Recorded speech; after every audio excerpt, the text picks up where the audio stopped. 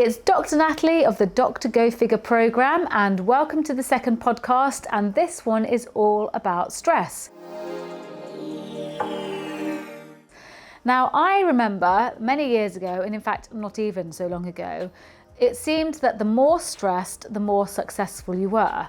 If you spoke to anybody, they'd be telling you, oh, I'm so stressed, I'm so busy, I've got so much to do. And it seemed that the busier that you were, the more stressed you were, then the higher regard you were held in. Stress equated to status. And I think we really do need to change our opinion on this, because actually what we do know about stress is actually how absolutely detrimental to our health it is. Stress is actually all about keeping you awake at night with anxiety, being grumpy with your nearest and dearest, not being effective because there's too many things on your mind, having a gnawing sensation at you the whole time because you've forgotten to do something or you've got things to do. And what we now know is actually how stress is massively impacting our ability to either gain weight, lose weight, or not being able to lose weight. So we're going to do a deep dive into what stress is, how it's affecting our body, and why we need to avoid it at all costs. And what we see nowadays is where once upon a time it was great to be stressed. I get up at 4 in the morning and I do all of this stuff and I'm super efficient and effective, and I don't need very many hours of sleep. We're generally starting to change the tune on that one, and people are now talking about actually I'm taking some me time, I've been to a retreat, I need to be more mindful. I think it's a much more positive conversation that we're having now, and it's not putting stress at the forefront of our lives like it is some kind of accolade. So more recently, we know that stress is associated with heart attacks, high blood pressures, increased risk of stroke, cancers. It's now being associated with arthritis, which we would have once upon a time said was just wear and tear of the joints. But there's a whole backstory to arthritis that we also need to understand. And stress is intricately involved with all of these aspects of our health and is probably an aging accelerator. So a few years ago, I had a really stressful time myself, but I really felt like I was being eaten alive by the stress. I couldn't sleep. There was this awful gnawing sensation the whole time. I was so grumpy with my nearest and dearest. I didn't want to do any exercise. I wasn't thinking about my diet. I wasn't thinking about anything. I was just so caught up in that anxiety that stress causes. And it occurred to me that this was just such a miserable way to live your life, and there had to be a better way. And it was really at that point that I needed to start looking at how could we actually, as a society, start reducing our stress. What could you do as an individual to start reducing your stress? So I started doing loads of reading and learning about mindfulness and meditation, anything that was going to allow me to get on top of my stress and start living a life that I was much more comfortable with. So really this podcast is all about sharing what I learned to help deal with my stress, pass it on to you, and hope that there's snippets of information that you might find interesting and useful to yourself. So what does happen to our body when we're stressed? Well, from an evolutionary point of view, we are all hunters and gatherers.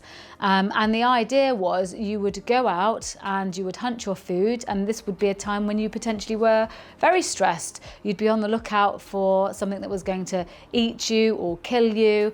You would be on high alert. Then hopefully you would make your kill, come back to your camp, prepare the food, and at this point this was really supposed to be a much more relaxing time. Now at medical school we talk about these two physiological states being rest and digest and fight or flight. So rest or digest really was this period after you've had a meal and then you are supposed to be fully relaxed. And most of you can probably relate to this feeling of feeling quite sleepy after a heavy meal. And this is because your body is now switching over to the digestion. It's fully concentrated on digesting the food within your stomach, eliminating the waste. And it's just a time when we should be in our most relaxed state. What modern life is doing to us, however, is putting us on high alert all the time. Now, we're very unlikely to be getting eaten by a woolly mammoth or a mountain tiger anymore, but the effect of an email or our phone going or the doorbell going has the same effect on a fight or flight. So instead of just sitting there relaxing, all of a sudden something happens and you're busy, there's a spike of adrenaline, your cortisol goes up, and what this is doing is absolutely disrupting that rest or digest when your body needs the time and the energy to actually digest the food. And if we do this all the time, which many of us do, I don't know many people who will actually take a rest from their work, switch off their computer, switch off the telephone, and actually enjoy their lunch in a quiet period with some time to relax afterwards. Modern life really doesn't afford many of us that kind of luxury. So what's happening is that we are constantly being affected by our stress hormones, meaning that we're never really getting to effectively digest our food, and we're not storing or utilizing the energy from the meal properly. We're tending to store it as fat, and I'll go into that in a little bit more detail. So how does stress affect weight? Well, we've already talked about this idea that you're supposed to have a period of time after eating when you are just digesting, and really that should be a minimum of about 90 minutes. However, if you're just eating your sandwich at your computer and a nasty email from your boss turns up, what happens is your stress hormone cortisol spikes up. Now, what cortisol is going to do is it's going to flood your blood with sugar. This is available energy for you to use. So if you were being chased by a mountain lion, you'd be able to do a runner. You're not being chased by a mountain lion, but your blood is now absolutely full of sugar. When you're digesting, you release the hormone insulin, and insulin does the exact opposite. Insulin is supposed to be pushing the sugar out of your blood to store as energy in your cells. So insulin stops working, the digestion stops working, you are no longer digesting the food, it is now getting stored as fat, your blood sugars have spiked, your cortisol is high, your insulin's not working. In the long run, what this means is that you are going to start storing your fat more efficiently, and you're going to probably get insulin resistance, which is the precursor to diabetes.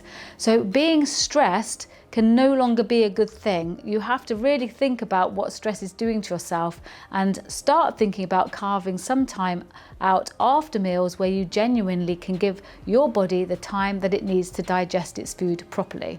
These small steps would actually make a huge difference to how your body works and how efficiently you can use the energy that you've given it as food rather than storing it as fat. The other reason that cortisol will help with weight gain is because it's constantly filling your blood full of sugar.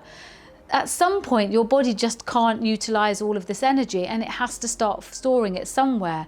But rather than storing it in the muscle cells where it's freely available, so if you went for a run, that's probably the energy you would be using, it would get released from your muscles. What the cortisol does is it starts storing it as visceral fat.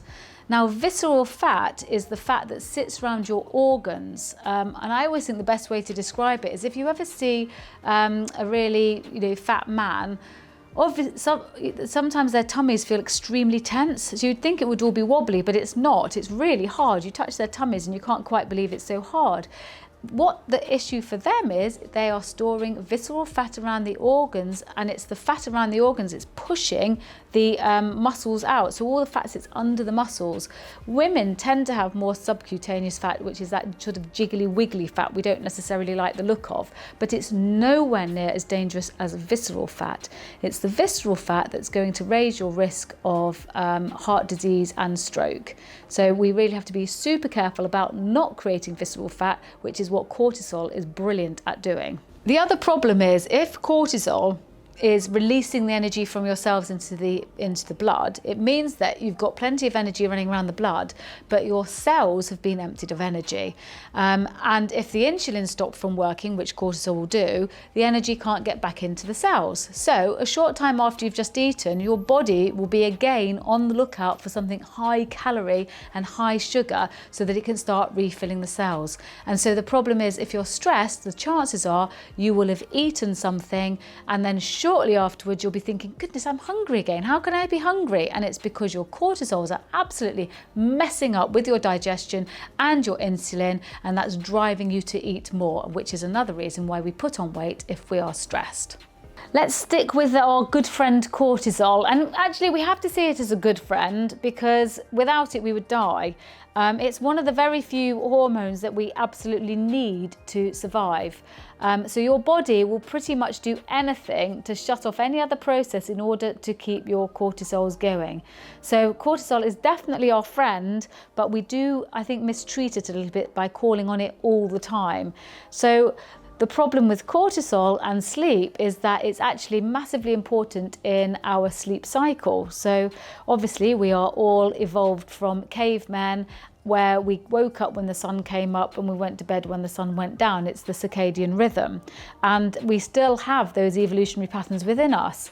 What happens in a normal cortisol cycle is that your cortisols will basically start to rise from sometime from about midnight through to the early hours, peaking at around about 6 or 7 in the morning. That is our signal that it's time to get up. And at that point, it will start to just gradually reduce again until around about 9 o'clock at night, when we should all be feeling sleepy and want to go back to bed. But obviously, most of us, again, don't really live like this anymore. We often have very disturbed sleep cycles because of the amount of cortisol that we're pumping out during the day. So if you are having a stressful time in your life, or your job is particularly stressful, all that's happening is, instead of this nice natural dip of cortisol, it's woken you up in the morning, and now it should be on that steady, slow decline until you should be ready to go to bed. What's happening is the cortisol levels are often too high, meaning round about 9 or 10 o'clock, when we should be thinking about going to bed, we're often wired. We've been tired throughout the day, so we might have found ourselves drinking caffeine. So the whole cycle gets messed up. And what a lot of people find who are chronically stressed is either they can't fall asleep, even though they haven't been sleeping very well at all, or they do fall asleep and wake up at some time in the morning really wide awake, and that's because the cortisol cycle is completely messed up. So again, another reason for us to start really thinking about our stress, because if we don't get enough sleep, that also messes with our diet and our ability to lose weight. So if your cortisol levels are messed up and you're not sleeping very well, what tends to happen is the next day you do feel just generally tired all day. Have you ever noticed, if you're feeling tired, that you just have less willpower? It affects your executive functioning, which means that you are more likely to go for those high sugar, high carb snacks. Essentially what it is your brain is looking for energy, and it knows there's a lot of energy in a cake or a Mars bar or a biscuit, and that's what you will be tending to go for, even though you know that that's bad for you and you don't really want to do it, but somehow you are overruled. It's really frustrating, and a lot of it's to do with the fact that you're absolutely exhausted and you're not functioning very well. The other issue is we've got two hormones that control our hunger. We've got one called leptin, which is released from fat cells, and you get leptin released when the fat cells are emptying and they want you to eat more food. And you've also got ghrelin, and ghrelin is a hormone that's secreted from the stomach when the stomach's empty. And so what happens if you are tired is that there is an increase in both leptin and ghrelin. Your body is basically telling you in many, many different ways, we need more food, we need more energy, we need to eat. There was a really interesting paper written in 2004 by some Stanford scientists where they directly correlated your levels of leptin and ghrelin with lack of sleep, and therefore with an increased body mass index. So sleep is absolutely vital when we are trying to lose weight, maintain weight, or just get healthier. It cannot be overlooked. We can't have the "I'll sleep when I'm dead" idea anymore. I think that's another theory that's going to get blasted out the water. You'll just die sooner if you don't sleep enough, I think is where we can conclude. So having had a quick run through what stress does to our body and how it affects our ability to put weight on or to lose weight, we do have to start looking much more seriously at where the stress in our life is coming from. Now, I know that during lockdown, many people made decisions. They recognised that their life wasn't how they wanted it it to be. And some people gave up their jobs or changed jobs or moved, but they took radical decisions in order to take the stress out of their lives, recognizing that the way that they were living their life was uncomfortable and not the way that they wanted to be. So obviously there's things like that you can do. I think sometimes you have to take a long, hard look at your life and think, is the stress I'm putting myself under worth it? And what can I do to help myself? So during my period of stress, I didn't know initially what to do at all. I did try to get rid of the stress by doing huge amounts of exercise. I was playing tennis, and I remember absolutely belting the ball with everything I had because I was so frustrated and annoyed, and that didn't work. All that ended up being was I was a terrible tennis player that just hit the ball far too hard and generally not inside the court. So that actually just added to my frustration and didn't take away from it. Then I decided that the best thing to do would be to get on my bike and just cycle as hard as I could, hoping that would burn the stress off. But in actual fact, that didn't either. I just felt sort of exhausted and stressed. And it wasn't until I started doing some reading around the subject and starting to think about being more mindful and how I could use my mind better to start dealing with my stress that things really started to improve. And the one thing that came out of this whole entire period in my life was that I've always had dogs and I love walking my dogs, but I started to use my dog walk as really the way that I was going to control my stress. And so I will share that with you. I'll share you my dog walk. Obviously, you don't need to have a dog to get the benefits from this. It can just be a walk, and I'll go through what each part of this walk means and why it's incorporated and how easy it is for you to incorporate something similar into your life. So the one thing I'll say about my dog walk is that, sometimes we go on holiday and then I don't have my dogs. I go to my beloved uncle and he looks after them. But I definitely feel a little bit off kilter when I come back because I haven't had these moments of reflection that I use my walk for. So my walk comes in 3 parts. I tend to walk for about an hour, and the first part of the walk is always about feeling grateful. And I remember when I was really stressed, I even found it difficult to feel grateful, which is totally insane when I consider actually how amazing my life is and all the wonderful things that we have in it. But I would have to start feeling grateful for the basics because I was in such a bad way about everything. So my grateful would always start with, I'm just grateful that I have a house. I'm grateful I have shelter. I'm grateful that I can have food on my table and I don't have to worry about it. I'm grateful I can feed my kids. I'm grateful my kids are with me. And from there, honestly, it just cascades. When you just start feeling grateful about what you actually have in your life, one thing leads to another, leads to another, leads to another. And before you know it, you're kind of almost overwhelmed with gratitude and happiness. And that is a really great starting point if you're trying to deal with stress. What happens in stress is we just tend to hyper-focus on the thing that's bothering us to the extent that nothing else matters. Say if you had money worries, you would probably just be focused almost all the time on how am I going to pay that bill, or I can't earn any more money, or can I work more hours? You could become consumed by the same thoughts, and by being consumed by the same thoughts means you'll never get out of them. By being grateful, you actually break out of the negative thought and start thinking about actually how privileged and fortunate you are. Start thinking about people who have an awful lot less than you do. And it actually can start making you feel much more positive about your day going forward. So I would always start the first 20 minutes of my walk just being unbelievably grateful for all that I have in my life. The next part of the walk is all about being present. Being present is a really effective way to start dealing with your stress, because if you're present, you cannot be focused on what you're worried about that's coming up in the future or what you're worried about that's happened in the past. You literally just have to be present in that moment.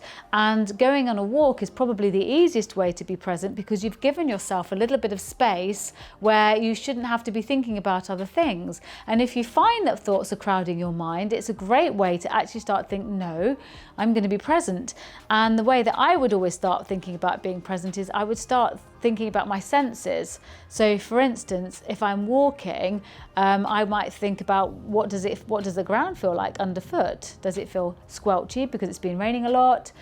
Is it dry and dusty? Is it hard and frosty? And it's just a great feeling that you're starting to feel the earth under your feet. It actually is hugely grounding when you start thinking about the fact I am actually standing on the earth under my feet, and I feel myself here, and I know that I'm here too. I find that a really settling thought. But if you've started thinking about what the ground feels like, you might then start looking around you and seeing, are the buds coming out on the trees? What's the sky like? I mean, this morning was a beautiful, clear, bright blue sky. It was absolutely gorgeous. And then I started listening, and the birds were so noisy. It was like everybody was rejoicing in this perfect early spring morning. And then there was this early morning fern scent that I could smell, as it's almost like the world is reawakening, and it was just so amazing and wonderful to be right there in that moment, enjoying every minute of it. And if you can really get focused on that, you can't think about the things that are bothering you, and it is a moment to reset and allow your body to calm down and allow some of those stresses to get released back again. The third part of my walk was always about my dreams. I mean, I am one of life's great dreamers. I always think that life's very optimistic and rosy, and something wonderful is always around the corner for me.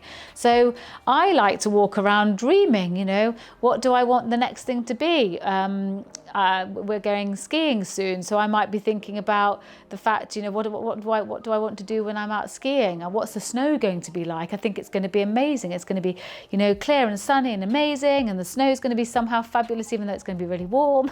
I told you I was an optimist. But I'll start, just dreaming about my future. What is it that I'm trying to achieve? What